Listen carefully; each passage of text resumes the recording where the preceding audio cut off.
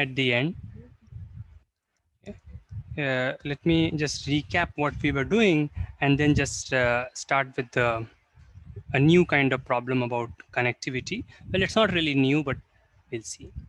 Yeah, so the topic that we were covering was connectivity of graphs. Okay, connectivity of graphs or in graphs. First of all, let's recap the definition quickly, okay, so that we are all talking about the same thing, because there can be some confusion as to exactly the definition is. So what is a graph? A graph is just a point, and some of those points are joined by lines. We all know that. So when do we call a graph connected? So let's say we have these points, seven points, and then let's say we join a few of them by lines, and some of them we don't join, some of them we join, let's say like this. Okay, so then the definition is that G is this graph as a collection of edges, collection of these lines or edges and the points. G is connected. When do we call G connected? If there is a path. So I have not strictly defined path, but you can understand. I'll say it in words. Path between any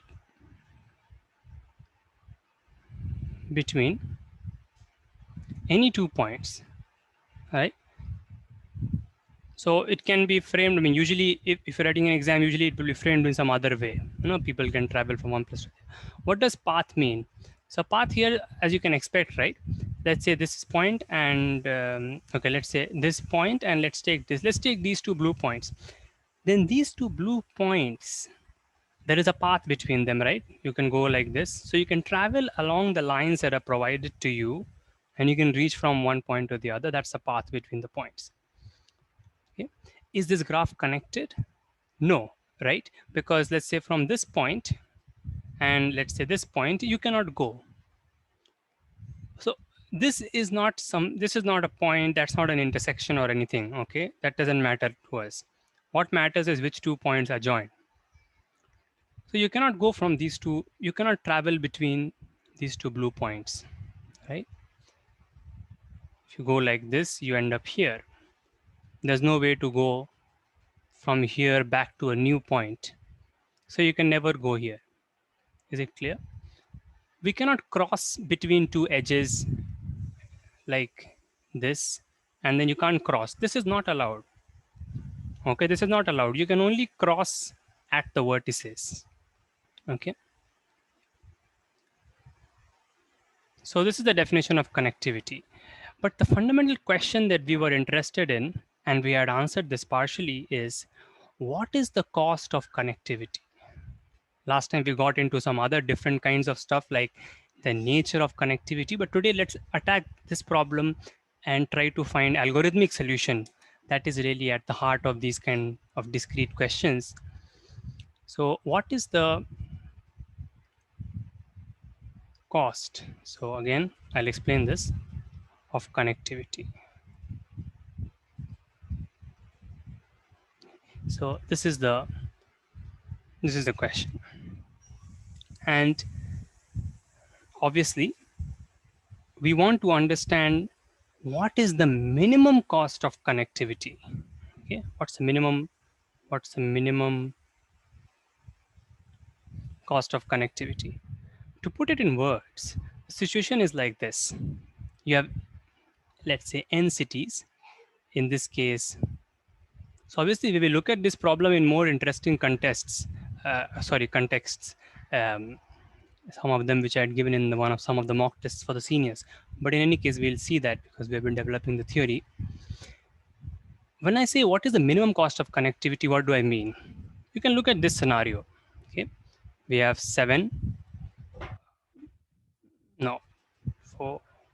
8. We have 8 cities, let's say 8 points or 8 cities or 8 something. And we want to ask, what is the minimum number of edges needed to connect, to get a connected graph out of these 8 points? You can understand it's a practically important question and so on, but also mathematically it becomes interesting because there are a lot of theorems we can prove, patterns we can see, and so on. Okay, so we are looking at this question in the following context. Given n cities, let me just call it for n. Okay, how many edges? I mean, of course, when I say it's a minimum, okay, how many edges needed to get a connected graph? And obviously, we have answered this question, right? We have answered this question, and for those who don't know, try it. Try to take 5 vertices and see how many edges you need. What's the minimum number of edges you need to get a connected graph? Here we had seen the answer was n minus 1. This is just a recap. So this was n minus 1. And obviously, you can understand that n minus 1 is enough. It's harder to prove, maybe a little harder to prove, though it is easy to get the intuition of the fact that n minus 2 will not work. Okay, but n minus 1 is enough, is very easy. You can just, yeah, 7, you can see 7 lines, 1 2 3 4 5 6 7, and it's connected. I can go from anywhere to anywhere. Okay, so we need n minus 1 edges, so the cost is n minus 1. Okay, what we want to do, okay, so I mean, what is the nature of this? The nature of this result that we have, that n minus 1 edges are needed, n minus 1 is the minimum, though in those two ways, this is a mathematical bound. Okay, let's also try to, in parallel, understand, the way we reason about these things. This is a what I can call existential, or in other words, mathematical. Usually, mathematical means existential, though constructive is usually algorithmic and so on. But it's a mathematical existential, or mathematical you can call bound. It's good, very nice, but we are asking if you can actually make it, if you can actually give a construction, okay, an algorithm which will tell you how to, given endpoints, make such a graph by giving some simple commands at each step. Yeah, simple recipe. That is really what we want to do. Okay, and we want to do that in several contexts.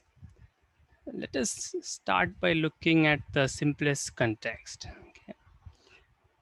Okay, by the way, yeah, one more thing which I wanted to say, that's what I was forgetting, is what we'll do today is, see, this cost is not a very practical cost. So what does cost here mean? Cost here means how many edges.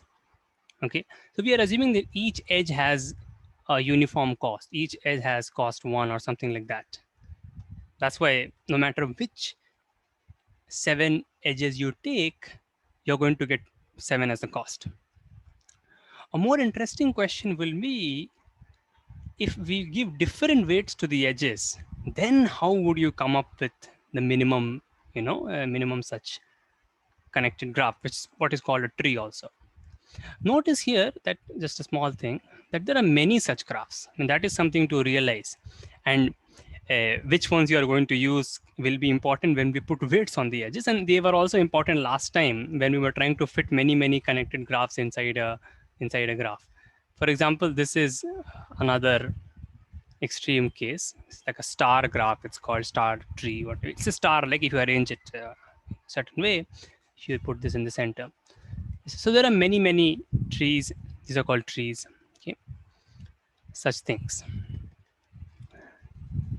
Right. So the question is, how do you construct it? What will be the algorithm? Let's answer this question clearly now. So yeah, think about this. What will be the algorithm to make the minimum connected graph starting with n minus 1 edges? what would be, it's very simple, but still we want to just do it. Starting with just n cities or n isolated cities, what should be the algorithm to make, the minimum connected graph?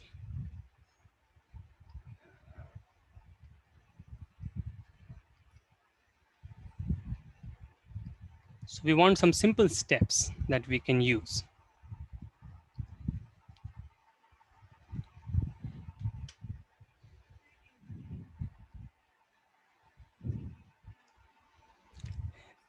Yeah, all the weights are one.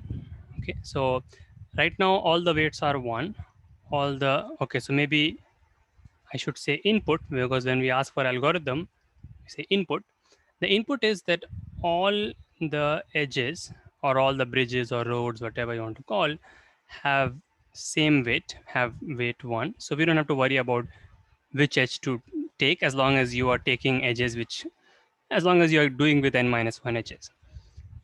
All the edges have weight one. And the second part is that this is actually more important, is that we have n isolated cities. Initially, there are no edges.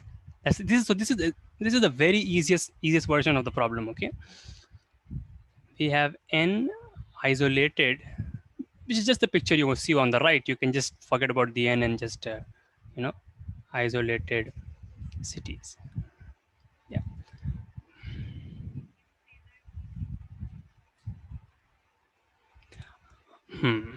Okay, so let me write it here. Don't want any cycle, but you have to, right, this is certainly the key. Don't want any cycles. Can you give more explanation why, as to why? So what you are stating is kind of a mathematical property of this minimum tree of any minimum connected graph, which is it should not have any cycles. Can you give an explanation as to why you are saying that?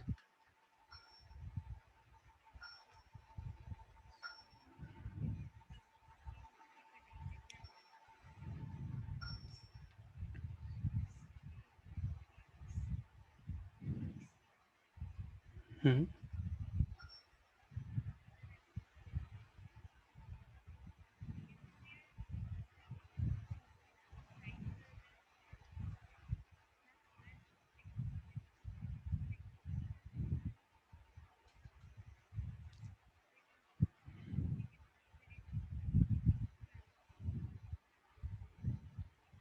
That is right. In some sense, it seems like a cycle is unnecessary, but it may be a necessary evil. So, okay, what I'm trying to say is that yes, if you think in the greedy way, okay, this is again going to be a greedy algorithm at the end of the day. Of course, this is so simple. This will be so simple that we won't need to mention any scheme, but in the end, we'll see. But yes, the point is that it seems if you think locally. So let me, before saying words, let me write thing here. So this is the nature. So we have not yet started with the algorithm, okay? We are investigating the nature of this minimum structure. Okay, if any graph is minimum and connected, or in other words, it has n minus 1 edges and connected, because we already we have quite a nice property that it must have n minus 1 edges, right? We already have this, right? But the other property, the nature or the other property or nature of the optimal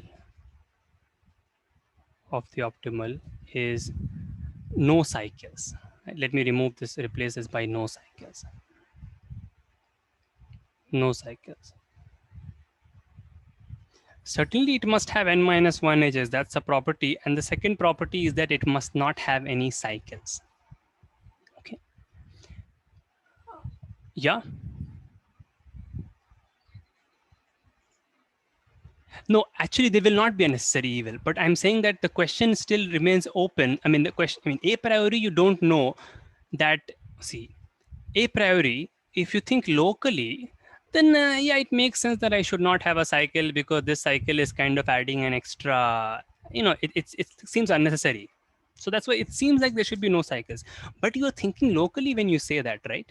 It may happen that this particular edge may save you from needing many more edges. in some other mysterious way, right? Isn't that right? Yeah. A priori, you cannot say that, right? But it seems like that there shouldn't be any cycles, but it could be more complicated, and but it turns out that it is not complicated. That's the beauty of this topic. Okay, but of course we need a proof. Yeah. So it shouldn't have any cycles. That is property, but the thing is that, I mean, this is certainly a property of the minimum structure, but it seems like more is true. That is, if you don't have any cycles, let me add another property which you already have, and you have n minus 1 edges. N minus 1 edges means that 7 edges. So if I have a graph which has 7 edges and it has no cycles, these two were properties, right, which we have kind of seen. Obviously the no cycles one I have not proved that it should not have. We will prove it, but at least it seems like that. Okay.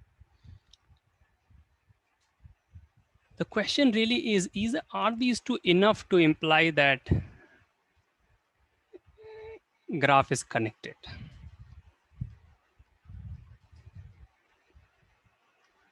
That is the question. If you can prove this, then you can start with your algorithm, right? So the question is, if you have 7 lines joining some of these 8 points in a way that no cycle is created, then is that enough? Obviously, these are properties, these are necessary conditions, but are these enough to give that my graph is connected?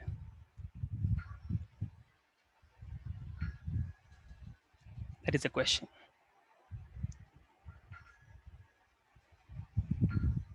Yeah, if I don't have any cycles and if I have n minus 1 edges, then will my graph be connected? I mean, I don't need a proof necessarily. Yeah. Sorry. But that is, you're just playing with the language now. That's an empty statement, right? I mean, you think about it. You just replace the word connected with tree. That doesn't prove anything. I mean, so I can say then that if I have n minus 1 edges and I don't have any cycles, then why is it a tree? But then there'll be, yeah, it's the same thing, right? Yeah. Why will it be connected fundamentally?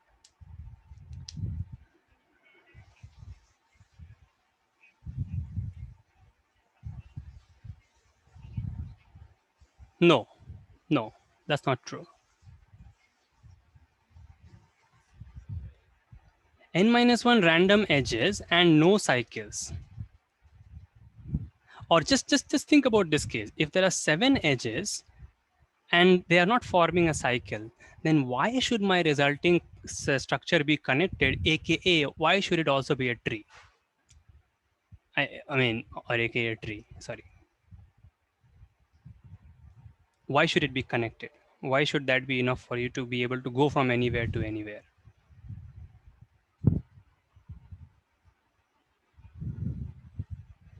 That's something that looks very obvious, right? But it's maybe interesting to prove. And I think this was there in one of the mocks. I don't know how many of you have written it. It was for the seniors, so the juniors have not written it. But I didn't cover the topic for the seniors. I just expected them to just try to do it on without any background theory, unless they know it already.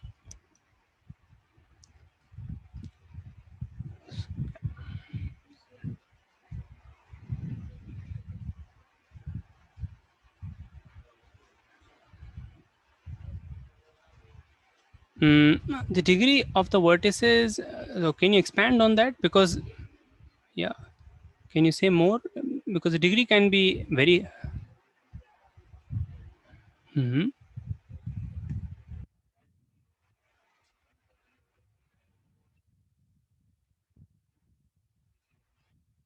Hmm. If we consider the. No, this is minimum and this is connected. Why? What's wrong with this? This is perfect. This is perfect, right? This is a connected graph. Hey, you can go from anywhere to anywhere, and it only uses 7 edges, and there are no cycles. Yeah. I mean, there will not be any cycles. There will not be any cycles. That is sort of more easier to feel. But if there are no cycles, then it will be connected. That is that is very the that's basically boils down to, we'll see, maximal implies maximum situation, and that is something which, when it happens, it means good things are happening. Whenever it happens in maths, when maximal is maximum. Okay, let's try to understand this. Okay, so basically, if you want to prove, see, when was the last time we proved that, graph is connected?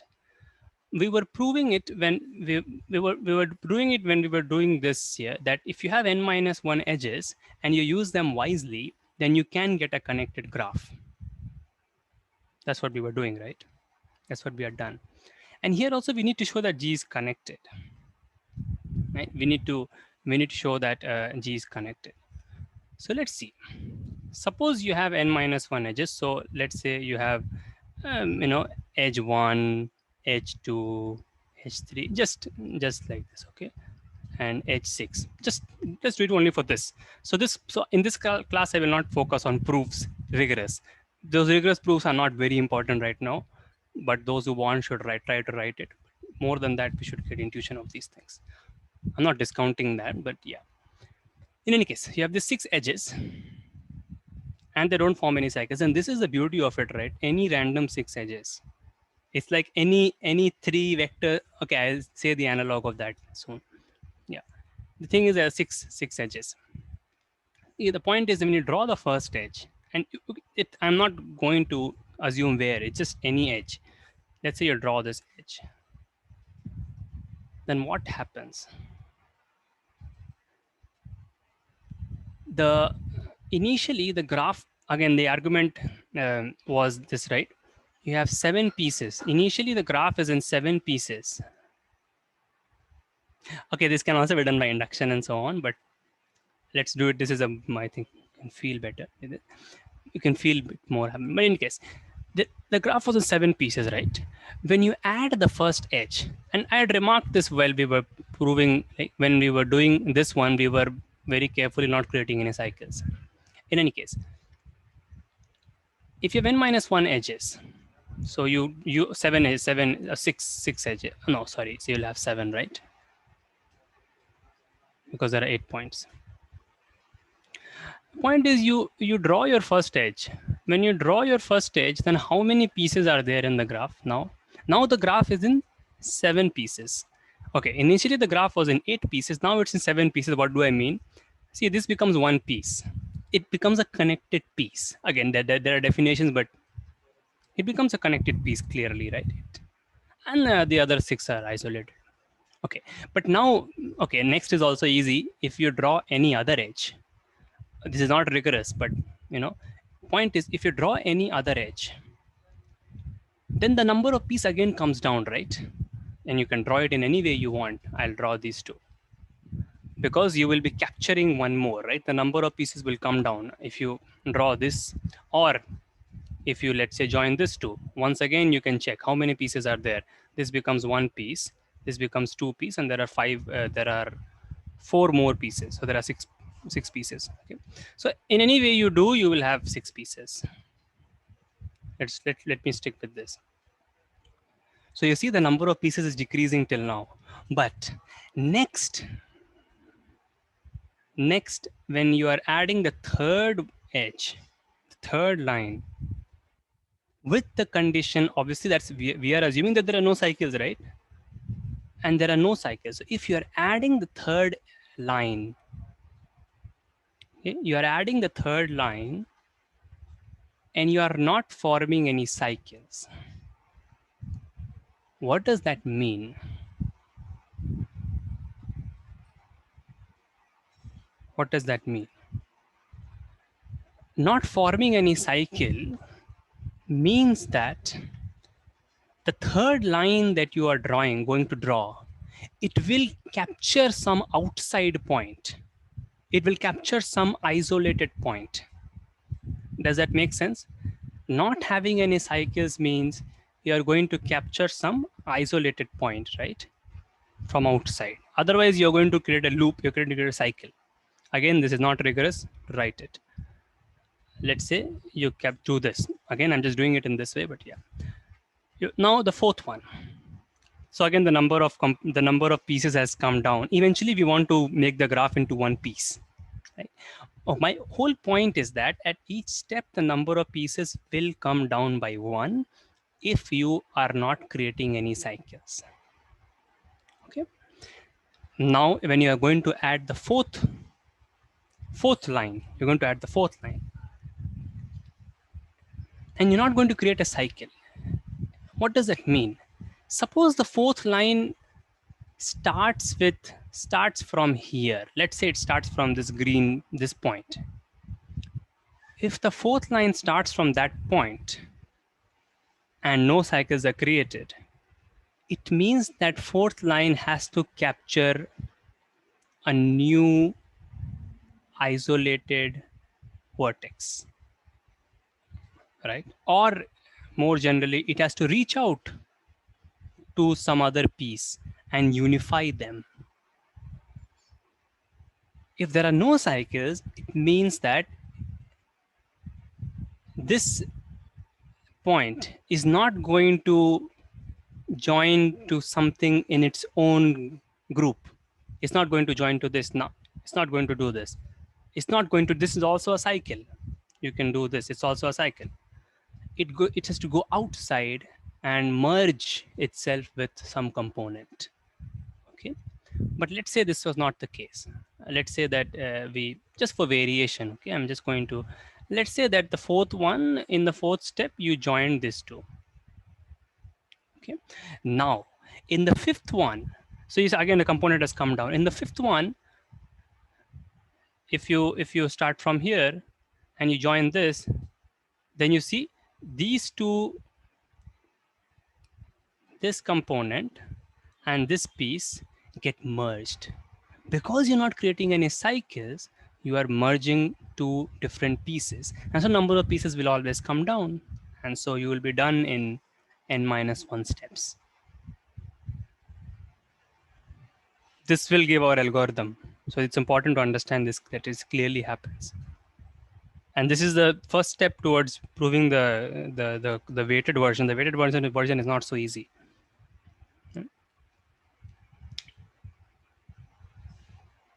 Yeah.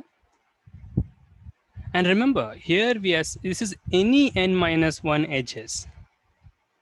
As long as at every step you are being greedy, at every step you just think, okay, let me just not create a cycle. Let me just, or rather I should say, let me just reach out to some new component. Let me just merge two components. You want to use minimum number of edges and do your job, right? So greedily, what will you think? That, okay, at each step, let me draw an edge which merges two things. Let me just do that. That's what you will think. That's the greedy algorithm, right? And it turns out that that works. See, it doesn't always work, okay? But it turns out that works. Okay, so the greedy approach, I will not say algorithm because we have not written any algorithm yet, though it's very clear. But yeah, greedy algorithm. Algorithm, sorry, that's what I was saying. The greedy approach works.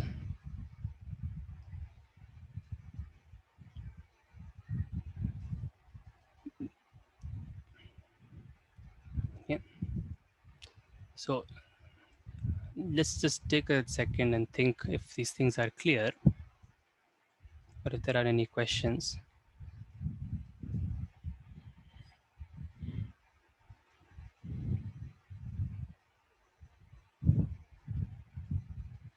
So this is...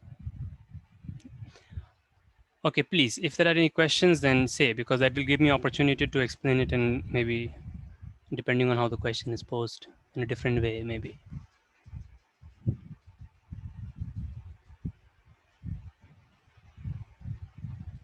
Okay, so it's all clear. Now let us phrase this in the form of an algorithm, then actually things become more, more systematic, I should say, and hence clear. This is a rather amazing thing, that at each step, and this is not something that always happens in maths. Like for example, in the coloring things, it doesn't happen at all, and that's why the theory of coloring is hopeless. That theory of coloring is just, it's very hard to find the minimum number of colors needed. But in these cases, it's easy. It's easier, much easier. Theory here is much more promising.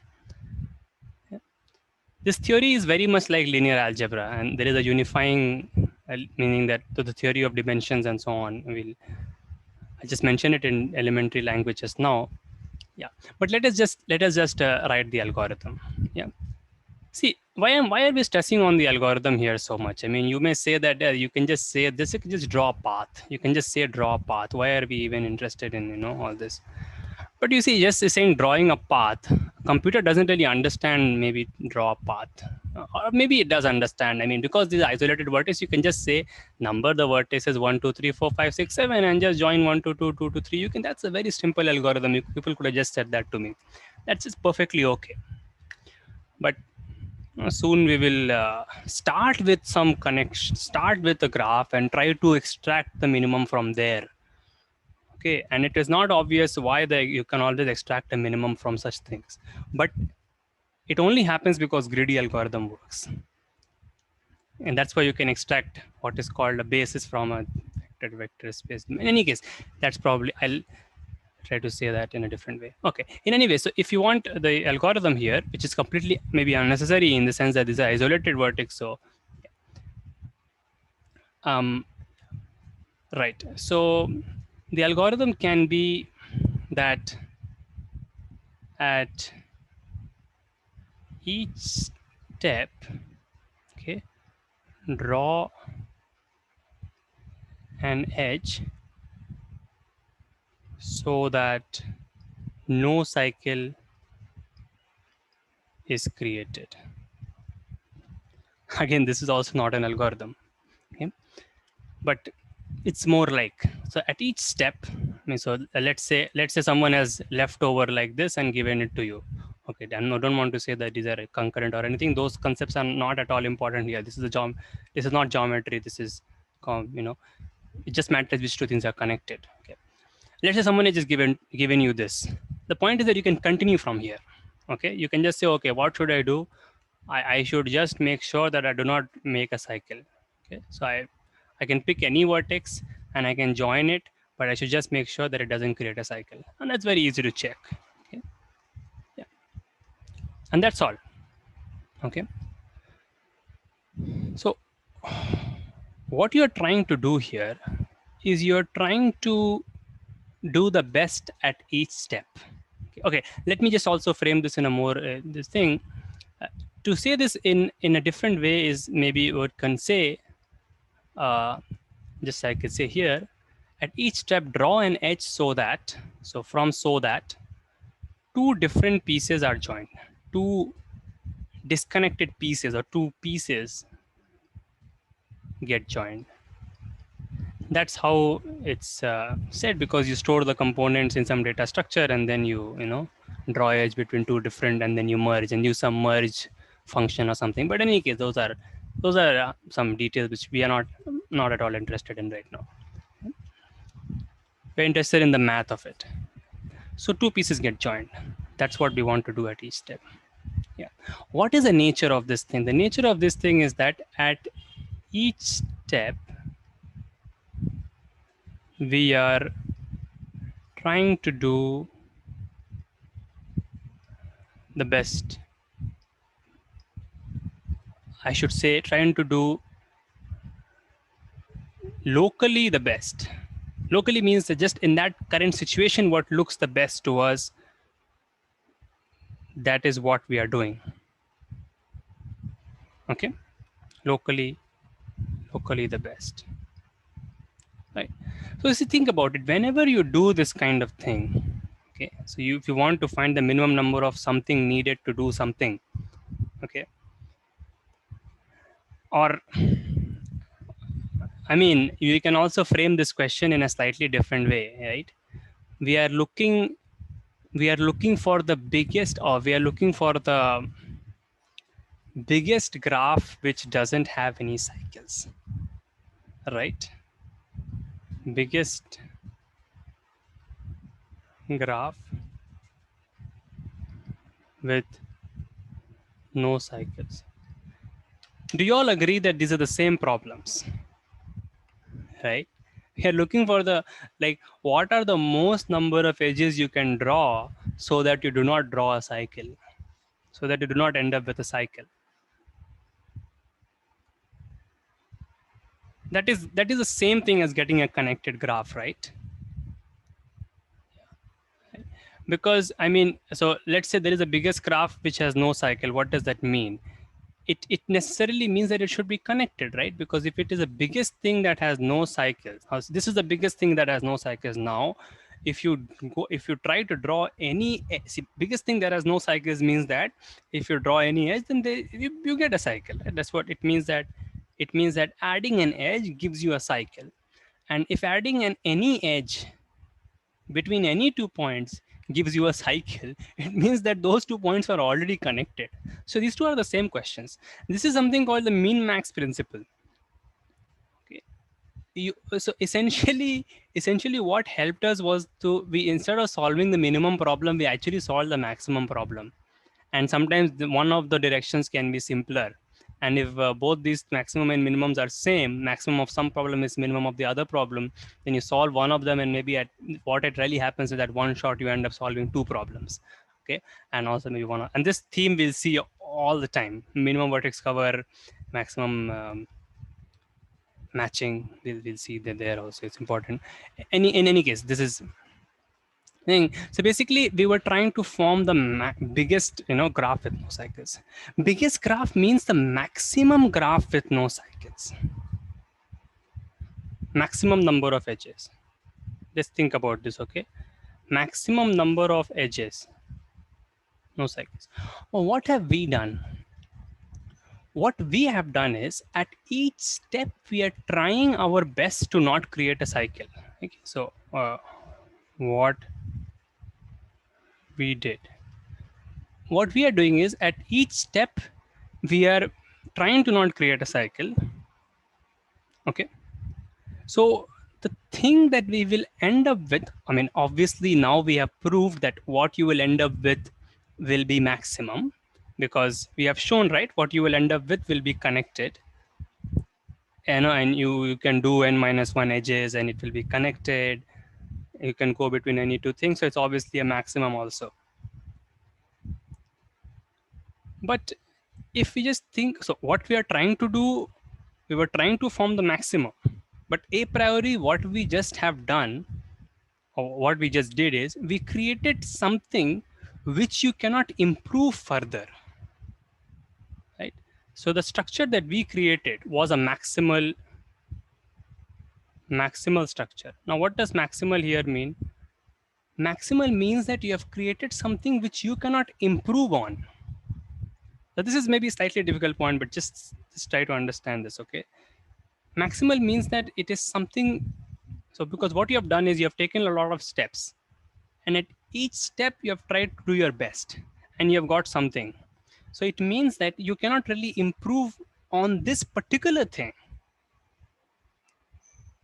right? I mean, it's like in each day you studied the best you could, and let's say you didn't make any, something like this, maybe 15 days you have, let's say, to study, and you don't have any plan, and you didn't make any plans. You just tried to study the most on each day.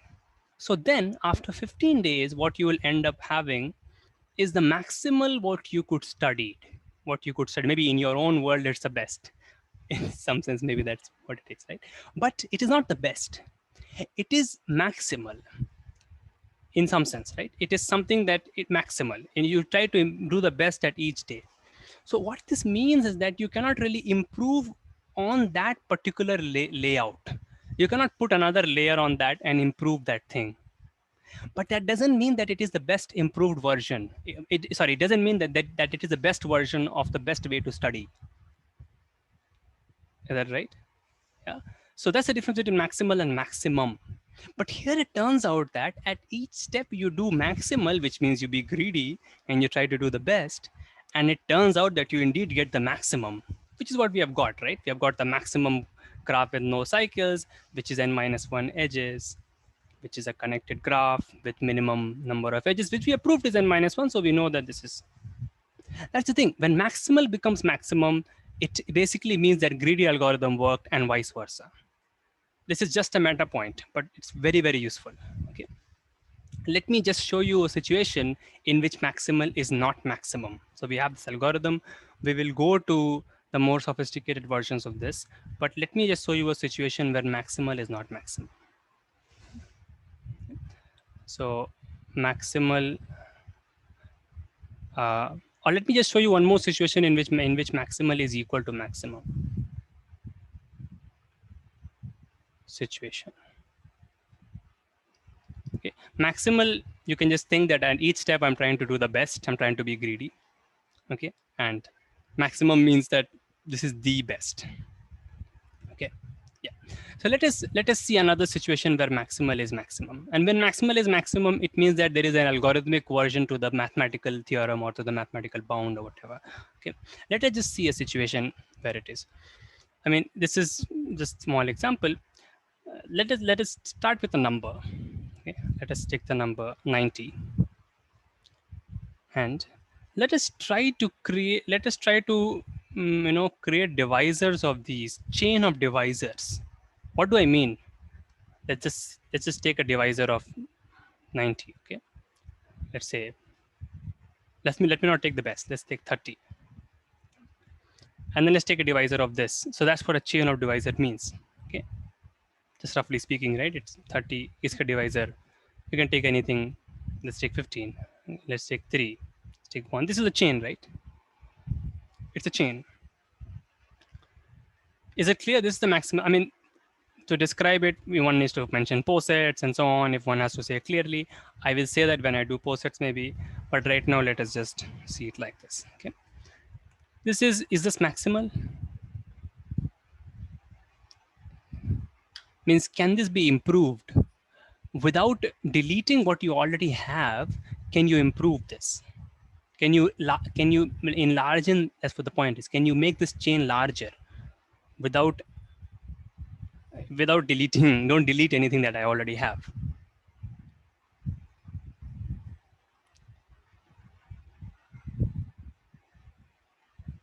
Okay, let's just I'll just put a question mark here. Really more interesting if this is actually maximal equal to maximum case. The question is, can this chain be improved on? So you can just ask the question that, can I put anything here? Can I put something which is a divisor of 90 and a multiple of 30?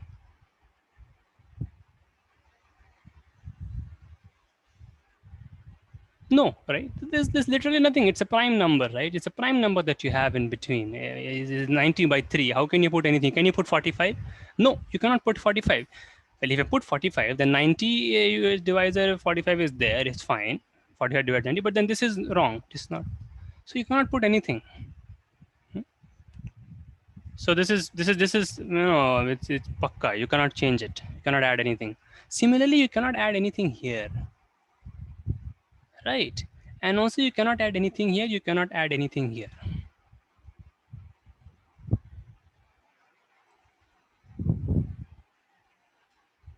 So this is a maximal chain. You can't improve this chain. Can't improve. It's a maximal chain. So I can maybe put something like this or whatever. Okay. In any case, let's just not put anything. Can we make a different chain? Some other chain? Yeah, from 90 only. Yeah, from 90 only. That we want to compare.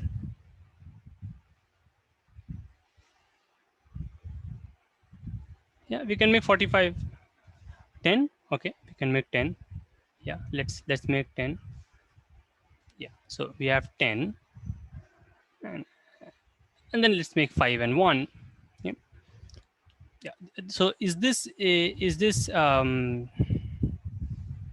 sorry, maybe I should just draw lines. 10 and 10 is 10's divisor 5, and then just something like this. Is this a maximal chain?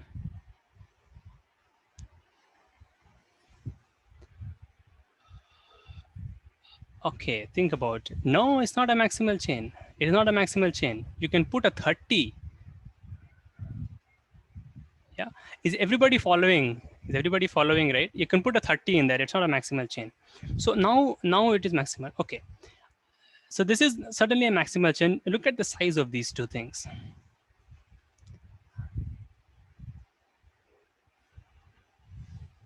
Same size, right? This look at this chain. Now it depends how you count size, but it's size 4 or 3 depending on how you want to say. But with the same convention, this also has same size. Aha. You see, we did not try to create a maximum chain, or we did not try to create a chain with maximum length. We just tried to create a maximal chain, which means that at each stage we are just kind of dividing by a prime if you think more carefully, right? At each step, no, I am saying something wrong. If please correct me. No, yeah, that's right. At each step we are dividing by a prime. That's why it's maximal, right? At each step we are adding a prime. We are dividing, or we are multiplying by a prime if you go back up for into 5 into 2 into 3 into 3, right? But the chains are different. But at each step I'm using a greedy algorithm and it's working. And here maximal is equal to maximum. Try to prove this, that no matter what chain you take, so you start with any number, take, or you don't want to prove it, means if you're not comfortable with proofs, take any number and try to create several chains which should be maximal means they cannot be improved, and show that they all have the same length. It is simple, I believe, right? If I'm wrong, please say. It's simple to prove, right? Just primes. I mean, yeah, in the end, it will be simple, but it's another phenomena, right? Where maximal and maximum. And these are all examples, well, this and the previous, all examples of some very interesting mathematical structures. But let's not go into that, because then it will seem like I'm not proving anything, just saying random things. But in any case, this is a situation where maximal is maximum. Okay, anyone has any difficulty in understanding this, please say. Or if you don't want to say, you can say in the end of the class also. But yeah, you can just say now also. Okay, so everything is clear. So this is a situation in which maximal is maximum. But I mean, to really appreciate the thing, you will have to see a situation where maximal is not maximum. And I mean, if I ask for a counterexample, maybe it will be difficult to give, because maybe you're seeing this concept for the first time. But maybe if I give you one or two examples, then you can construct many more of your own later on, right? Yeah. And this is actually, it turns out to be related, or maybe my knowledge is restricted, so I'm giving you example from this graphs only. But in any case, let us see. This is also a concept which I had done with a few of you, only few of you, I believe, right at the beginning when I was doing graphs. And let's just see. So there are these points, okay, and some lines are joined, okay, and you can see I've drawn the points in a some suggestive manner, you can understand. But here we will see this.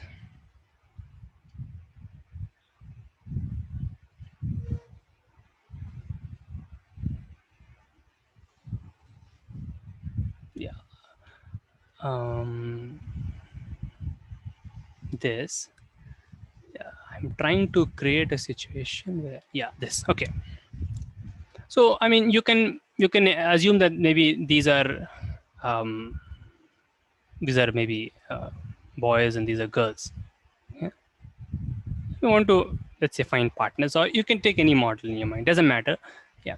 So what you want to do is you want to pair up things on the left with things on the right. Again, I'll not write anything because it's just a small example. These are all the flavors which we'll visit more deeply in later on, okay? But we're just going to join pairs of things on the left with, we're just going to pair up things on the left with things on the right. And when I say pair up, I mean that obviously we're going to pair one with one only. We cannot pair one with two or something like that. And, like one boy and one girl paired up, that's it. You cannot pair up the same with some two or something like that. It's all, one each. For those who know, this is going to be like an injective function or something like that. In any case, so we want to find the maximum pairing. Okay, let me just say A and B. Yeah, you want to pair things on the left with pair two things on the right. and you want to find the maximum pairing. So is the definition of pairing clear, right? It means that if you pair this up, that's it. You cannot use this or this anymore for any other in any other pairs. They are not involved anymore. What is a maximum pair in this? Obviously, this, this, and this. A maximum, right? Maximum is 3. Obviously, not more than 3, right? Maximum is 3. Obviously cannot be more than 3 because there are only 3 things on the left. How can you pair it with 4 things? So maximum is 3. And I've given you the pairing. You can give many more. And don't think that this pairing is just pair. This many set theory questions and combinatorics questions can be framed in the language of pairings. When you have a matrix, essentially rows and columns, their pairings gives interesting matrices. Those matrices have interesting meanings, and it just goes into very interesting stuff. But in any case, yeah. So maximum pairing is 3. Can you give me a maximal pairing which is 2? Okay, for example, just giving it here, but you can think, you can draw more and try to do your own thing, and you see you can give a maximal pairing which is not maximum. But let me just give one. Okay, let's say, so basically you want to leave out one thing from A, right? And so what will you do? I mean, if you want to, I mean, if these two decide that we will leave A alone, we will make sure that A doesn't find a partner, right? Then obviously this guy is going to say, okay, let me attack this. Let me take this job or this whatever, okay, something like that. Yeah, and not leave anything for A. And then, I mean, this may happen in while executing the greedy algorithm if you don't order things properly and so on. And you see, this is maximal. This is maximal. Can you improve this? Can you improve this without deleting the pairing I've already made?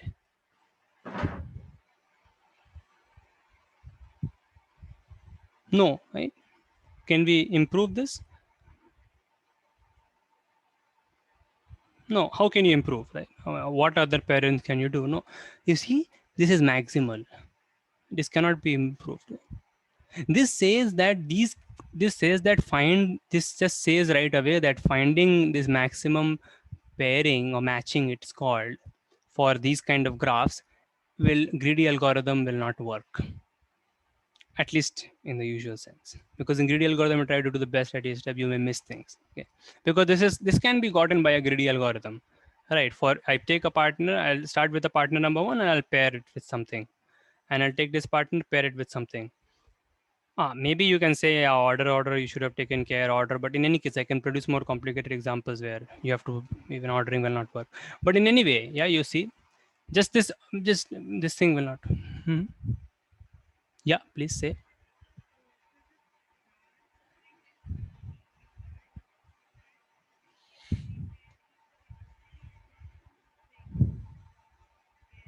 Hmm. But you can't pair them because there is no blue line between them. Okay, so I mean, you can only pair things which have blue lines between them. Yeah. Otherwise, there's no question. Otherwise, what's the point of these blue lines, right? I mean, they're blue lines. Yeah. So I should have said that. I meant that, yeah, you can obviously only pair things which have blue lines. That's why it's a very rich kind of thing. Okay. Otherwise, obviously, you can just pair anything with anything. There's nothing to really think then. Yeah. So, and this is the example where maximum and maximal are not the same. Not the same, right? So, yeah. So it's all varied. Okay. It's very nuanced. Right. Okay. So the situation with the trees was that maximal is maximum, and you can create trees. So basically what I'm trying to say is that trees can be created, or minimum connected graphs can be created rather mindlessly, okay, just uh, by greedy approach. Basically just thinking about the local, what happens locally, you can create a tree. So it means that they can be created very easily, which means that there are many trees. There should be an abundance of trees. How many? We will try to answer this question the next time. Okay. But the characterization we have given is that as long as you have n-1 edges and no cycles, you get a tree. We that says that any connected graph has a tree. And this is the next thing we will do now. Any connected, let me just do it on the next. Yeah. Any connected graph has a tree.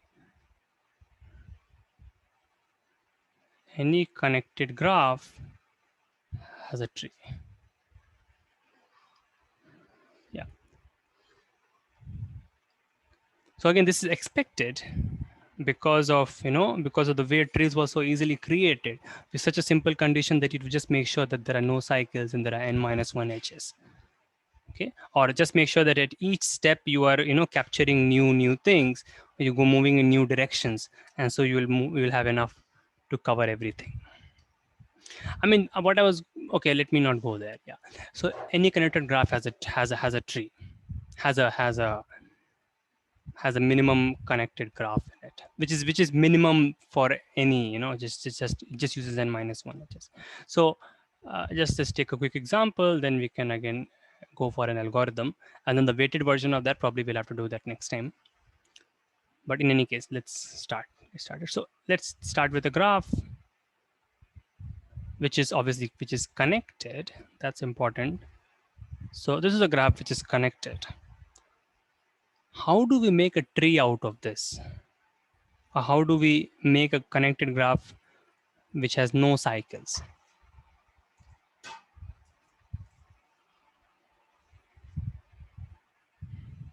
From here.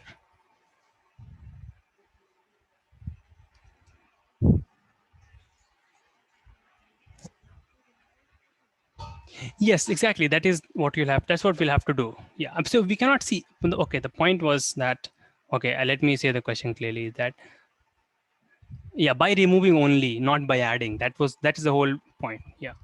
So by removing, that's what I mean when I say has a tree, right? By only removing edges, okay, we can get a tree. The question is how.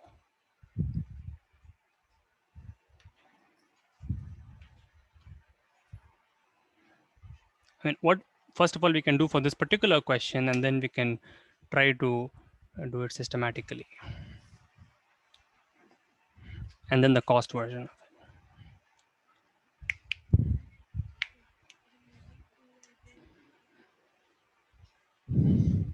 Yes, right. That's right. Yeah. In this case, you have to simply just remove two edges. I mean, which ones are you going to remove? You hmm? This one. Okay, and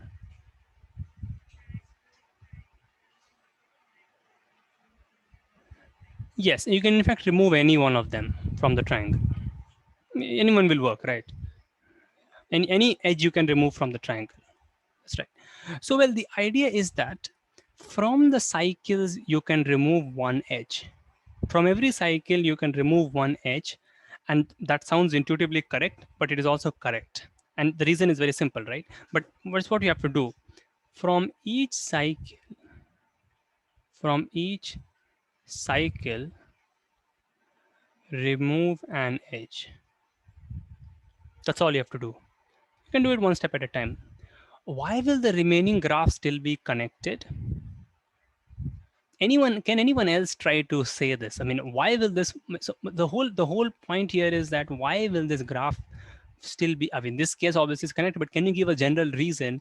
Okay, if I'm removing an edge from a cycle, then why will graph be still be connected? So maybe I should just pose the question like this in a stepwise manner, in a step which is sufficient, is that removing, and this is the key, removing an edge, in fact any edge from a cycle, leaves the graph connected, means doesn't make it disconnected. I would like to hmm, That's right. That is just what it is. That's right. It will obviously still be connected, and that is the reason. This is the key which you will have to use to prove this. I mean, it's already proved already, I guess, right? That, but still make sure that you can write, and after you read it, you should make sure that you can convince it someone with that doesn't have any holes. Yeah.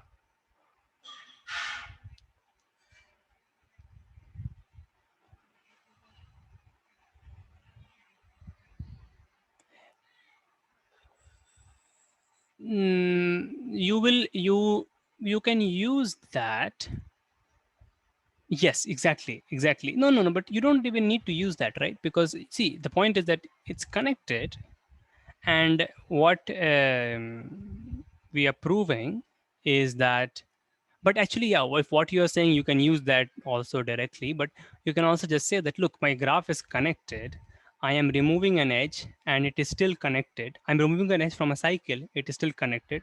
Now I'll go look for some other cycle, like you remove this one first. Then you look for another cycle. You removed this one. It was still connected. Then you went and looked for another cycle, means this. So you remove this one, and it is still connected, because if you remove an edge from a cycle, the graph still remains connected. And you can use the arc argument, okay? Or yeah, and so you can keep removing till there are no cycles, and you know how many steps you'll have to go, right? You have to go till you have n minus 1 edges. Okay, that's a mathematical check, but also when you don't find any cycles, that's another way. So this is just the same. You see, it seems like we have not really done anything in this version, right? And why? Because I mean, it is the same reason in both the things, right? It is the same thing. It's the same reason in both the things, from isolated here to from here to a connected graph. So it's very simple. Now you can just take some examples and try if you need to. And yes, that is really one thing that I wanted to do. But now is comes the thing, and this we will not do today, but this will be something that you guys can think of over the week. And this is really okay. And we did not do the problems I had given last time. We will do them next time. Now is the key thing. Now the edges are weighted, and you need to devise an algorithm or just some kind of steps which you can use. Let's say the weights are 1, 2, 2, positive non-negative weights. For obviously, if zero weight, you'll take it right away. There's no harm. But in any case, okay, and this is also a very important kind of question, mathematically and and practically, the weights. Now, so I mean, if there were no weights, then it is just because you know that it will always have n minus 1 edges if I want to find the best one. So you will keep removing till you remove all the cycles and you have n minus 1 edges, and fine, nothing to think about. But here you will want to remove this. You will not want to remove this, right? So you have to think, how are you going to do it? Of course, in this case, you can just say remove this 4 and 4, and you can try to prove, but this is just a small example. In general, what would be so the idea is that you take a few examples. This is so please pay attention to this. Take a few examples, whatever guess you have of an algorithm, that at each step from every cycle I'm going to remove the smallest one, maybe. If that's your game, then you play that game on various graphs, and you make sure that you're getting the minimum possible thing. Okay, what do I mean here? I mean that you want to get a tree, you want to get a connected graph which is a tree, or maybe not a tree, I don't know, but it's some of the weights should be minimum, and it should be connected. You see, I want to go to from here only, by removing, and these are my allowed things. I want to go to a place which is connected, and it has the minimum possible sum, minimum possible cost. How can I go? There are so many ways you can think about this. You can just start picking you can start picking the smallest edges, maybe, and make sure you're not getting a cycle, right? And I don't know, you just think. There are many that algorithm is a little whatever. There are many, is interesting to prove. And then I will try to show the connection of this with directions in three-dimensional spaces and how they behave in a similar way. And yes. Mhm.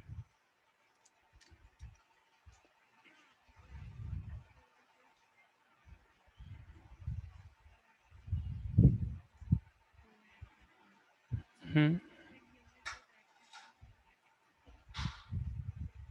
Costly.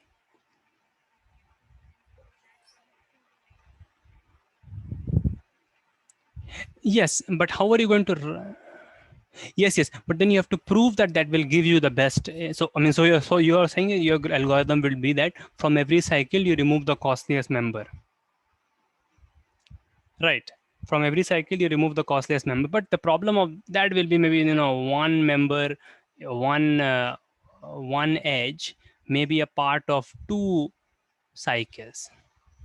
Okay, and if you remove so I mean, you say this can be, this is a part of this, and so like let's say you're considering this one and you remove this, but let's say there was a 10 here, then you will be in trouble. You have removed the costliest from that, but then from here, and you cannot remove this otherwise, or maybe you can remove, but you have to think, okay, in this case you can remove this also, but in general it's a complicated thing, so you have to try on many graphs and make sure your algorithm works. But my guarantee is that many algorithms will work. Almost any reasonable algorithm you can think of will work. The whole hard part will be proving that it works. Okay, I think. uh,